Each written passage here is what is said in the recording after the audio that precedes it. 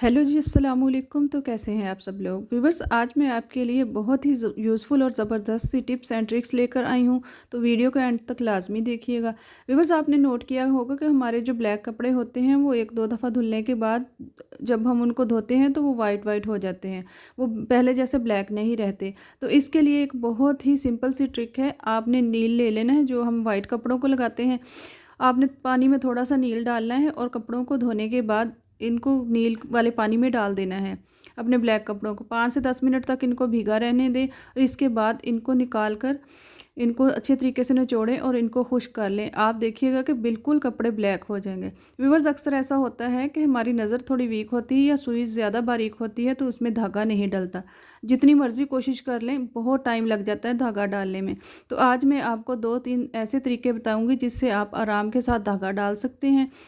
तो पहले आपने टूथब्रश लेना है, उसके ऊपर धागे को कुछ इस तरीके से रखना है। अब जो नीडल का जिस साइड पे हम धागा डालते हैं, सुराख वाली साइड, इसके ऊपर इस तरीके से प्रेस करनी है। आप 1 से 2 बार करेंगे तो धागा आराम से डल जाएगा।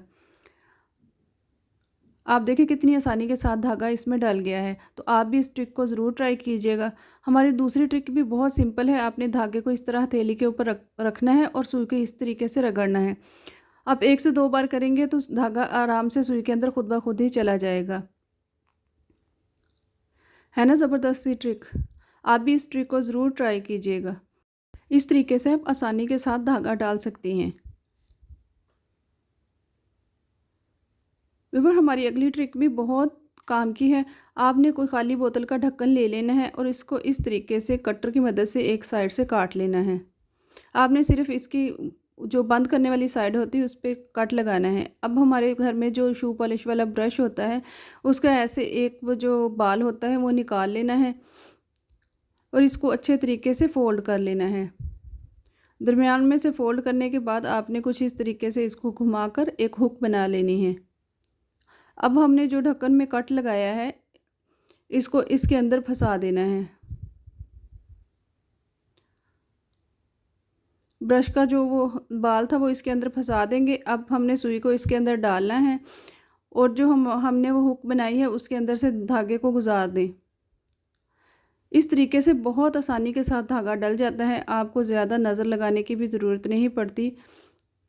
ये देखें, आसानी के साथ इसके अंदर धागा डल गया है। अब आप सुई को पीछे लाएं और धागे को एक साइड से खींच के निकाल लें। इस तरीके से आप भी धागा डाल सकती हैं और इसको आप संभाल के रख सकती हैं। व्यूअर्स, सर्दियों का मौसम जैसे जैसे करीब आ रहा है, मच्छर भी बहुत ज़्यादा हो गए हैं। ये मच्छर बहुत ज़्यादा ख़ारिश का बाइस बनते हैं, इसके अलावा डेंगू और मलेरिया का भी बाइस बनते हैं। तो इसके लिए हम एक स्प्रे बनाएंगे जिसके लिए हमें चाहिए नीम के पत्ते। ये हमारे गली मोहल्लों में आम मिल जाती है, नीम आपको फ्री में ही मिल जाएगी। आपने थोड़े से पत्ते ले लेने हैं और चूल्हे के ऊपर 1-2 गिलास पानी को उबलने के लिए रख दें। इसके अंदर पत्ते डाल दें, 5 मिनट तक इनको बॉयल कर लें। जब अच्छे तरीके से बॉयल हो जाएं तो इनको निकाल कर छान लेना है। छानने के बाद पानी को थोड़ा सा ठंडा कर लें। अब हम इसके अंदर डालेंगे एप्पल साइडर विनेगर यानी सेब का सिरका। सेब का सिरका भी एंटीसेप्टिक होता है। इसके अलावा ये एलर्जी और ख़ारिश में बहुत मुफीद होता है। आपने 2-3 चम्मच इसके अंदर डाल देना है और हमने इसके अंदर 2-3 ड्रॉप्स जो है वो डेटॉल के भी डालने हैं। डेटॉल भी एंटीसेप्टिक होता है। ये हर किस्म की ख़ारिश और एलर्जी वगैरह में मुफीद होता है। हमने इस स्प्रे को बोतल के अंदर भर लेना है। आप अपने इसको घर में करें स्प्रे, अपने जिस्म के ऊपर भी लगा सकते हैं, बड़े बच्चे सारे यूज़ कर सकते हैं। इसका कोई साइड इफ़ेक्ट नहीं है। इसके अलावा अगर मच्छर काट ले तो उस जगह पे भी लगा सकते हैं। ये काफ़ी सूदिंग होता है। तो आप भी इस ट्रिक को ज़रूर ट्राई कीजिएगा। सर्दियों में ये आपको बहुत फ़ायदा देगी। व्यूअर्स, अगर आप छिपकलियों की वजह से परेशान हैं तो आप इस ट्रिक को यूज़ कर सकते हैं। बहुत ही सिंपल ट्रिक है, क्योंकि अगर हम स्प्रे वगैरह करते हैं तो वक्ती तौर पे छिपकलियां भाग जाती हैं लेकिन दोबारा से आ जाती हैं। तो हम एक मास्क लेंगे और उसकी एक साइड वाली जो डोरी है उसको उतार देंगे। अब हमने लेनी है फ़िनाइल की गोलियाँ। ये बाज़ार में आसानी से मिल जाती हैं। इसको 2-3 गोलियों को हमने मास्क के अंदर रखना है और इसको लपेट कर इस तरीके से एक पोटली बना लेनी है।